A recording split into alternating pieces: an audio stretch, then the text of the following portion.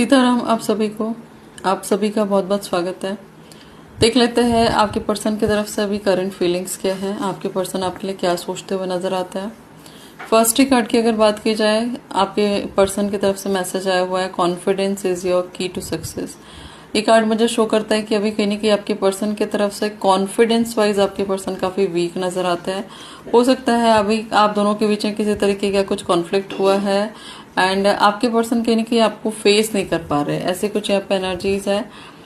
Y यहाँ पर कहीं ना कहीं एनर्जी नजर आती है कि आपको कुछ ना कुछ रिलीज करने की जरूरत है। हो सकता है ये जो भी कॉन्फ्लिक्ट आप लोग के बीच में हुई है, इस कॉन्फ्लिक्ट वाली सिचुएशन में आपको कहीं ना कहीं आप दोनों को एक दूसरे के लिए कुछ आई थिंक एक्सपेक्टेशन आपने लगा रखी है, तो इस एक्सपेक्टेशन को रिलीज करके अपने तरफ से एफर्ट्स डालने आपको बोला जा रहा है।